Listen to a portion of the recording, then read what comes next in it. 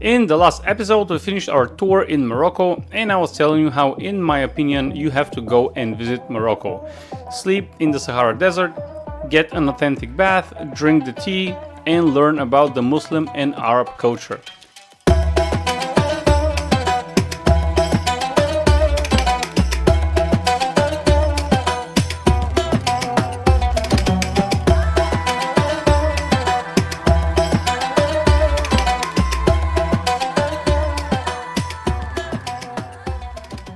In this episode, we're heading to Italia. After I lost my footage from Pisa, I will show you my 15-day visit in Italy that was 3 years ago with my girlfriend at the time who lived in Verona. We started in Milan, where I saw for first time super small cars like this one. This is a Twizy and it is one seat, and then we have this that is a two-seater. But more impressive than those cars was the Italian parking job. I gotta give it to the Italians. They really know how to park. We grabbed a traditional Italian breakfast and headed to the Duomo di Milan, which is one of the famous landmarks in Milan. Duomo meaning a church. There is a tradition that you have to obliterate the balls of the bull next to the Duomo and spin 3 times, just in case to be sure you give the bull a full vasectomy. Superstition of touring, that you have to go around 3 times with the right talon clockwise to have good fortune. Other landmarks in Milano are Teatro alla Scala, Castello Sforzese that we actually visited. As far as art and culture goes, Milan houses Da Vinci's Last Supper in the convent of Santa Maria delle Grazie. Milan Design Week is also, you've guessed it, in Milan. Another week Milan hosts is the Milan Fashion Week, one of the biggest fashion events globally. As one of the fashion capitals of the world, home to brands like Prada, Versace, Armani, Dolce & Gabbana, and many others, there is a whole luxury shopping district with high-end boutiques called the Quadrilatero della Moda. And finally, it is the financial hub of Italy, home to the Italian stock exchange Borsa Italiana. We stayed a few days in Milan and then headed to Florence. Alright, we just arrived in Milan. It's about 3.5, 4-ish hours, depending on the traffic. Not in Milan, in Florence. So we just arrived in Florence. It's about 3.5 to 4 hours drive from Milan. And I want to leave you for today because we're heading out somewhere to eat and then going to come home and rest. And we'll see you guys tomorrow with a tour around Milan. Almost the same tour like we did today. Not Milan, Florence. Jesus. Tour around Florence is the same one that we did in Milan today. All right, well, have a good one, and I'll see you guys tomorrow.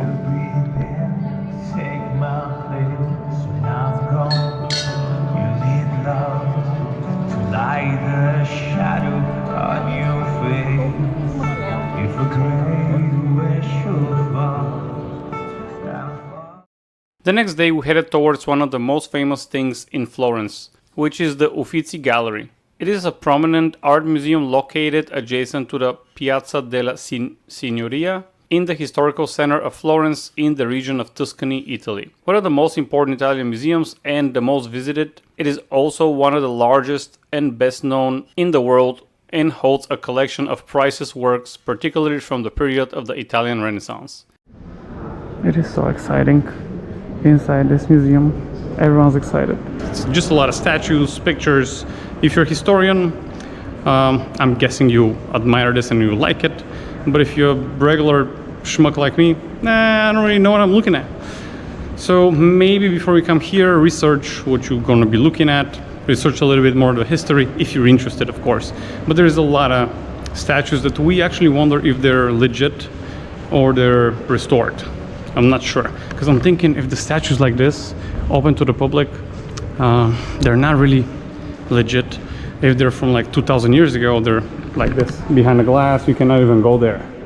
So that's what I think, at least.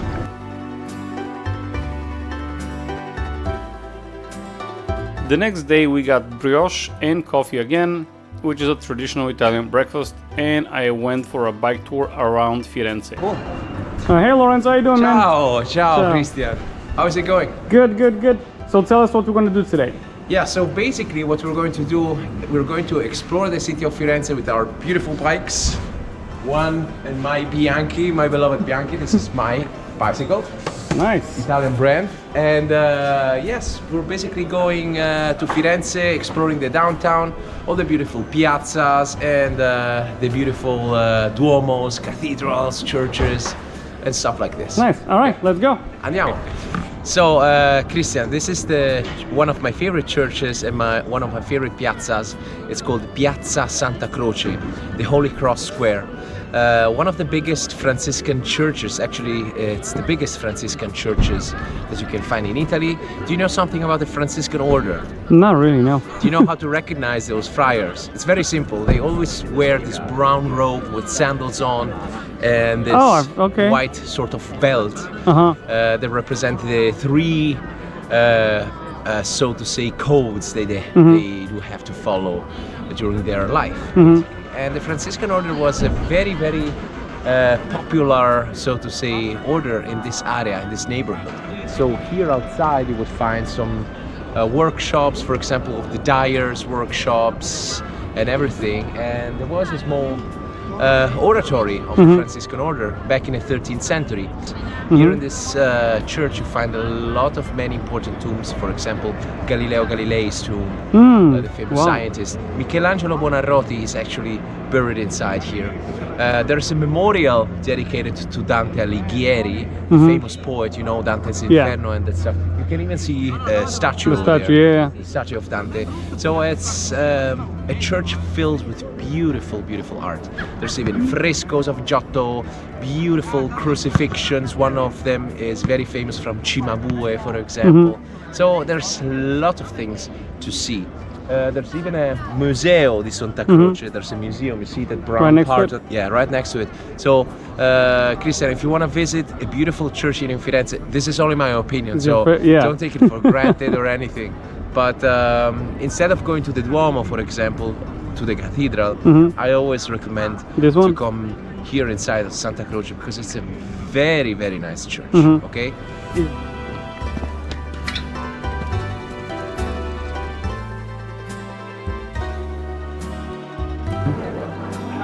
So this is the so-called Gates of Paradise that was built by Lorenzo Ghiberti, famous goldsmith here. It took 27 years to make this. It's gilded bronze, basically. So bronze and gold was used for making this, and it's all made by hand, of course. It represents 10 episodes of the Bible. Starting from the very left, maybe you can recognize some. It's like basically each and every panel is like a small comic book, which makes this very interesting. There's different episodes of the story. For example, if you'll see Adam and Eve, the story of Adam and Eve. On the right first in the middle. On the bottom left, you can see God, that wise man with a beard that creates Adam. Then in the middle, from one of the ribs of Adam, that's Eve that comes out. And then the story goes on, you know, the story of the tree and the serpent, which is Satan. Santa Maria Square, a very, very beautiful piazza.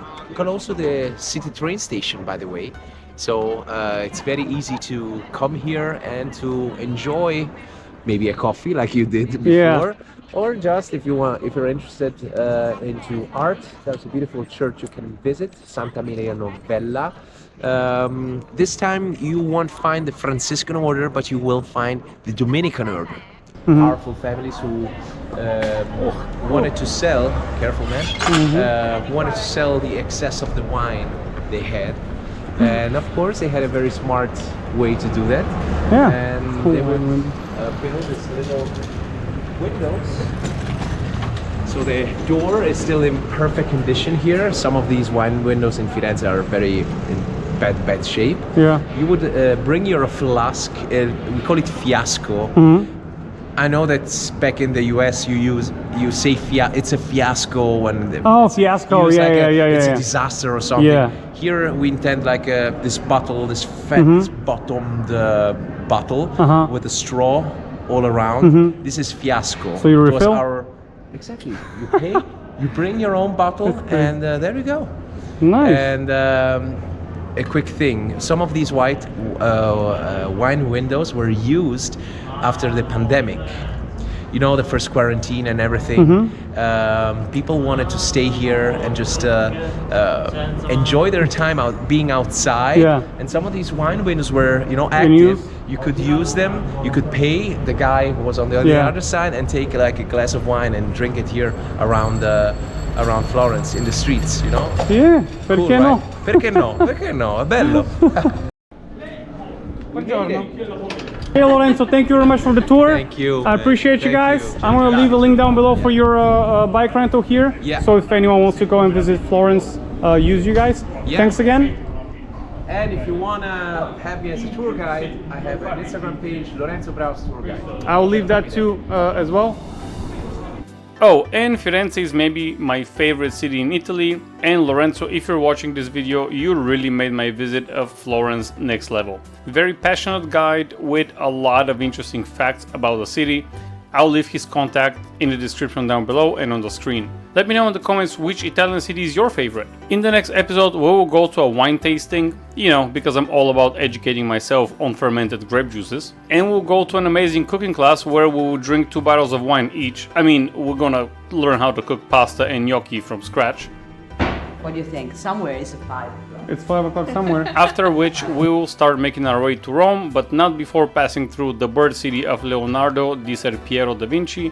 Yes, I know it's a bit out of the way, but Da Vinci is Da Vinci, okay? Then Siena, and finally we'll finish with Rome and the Vatican City. I hope you enjoy my videos, guys, and if you do, a simple way to support the channel is with sub and like.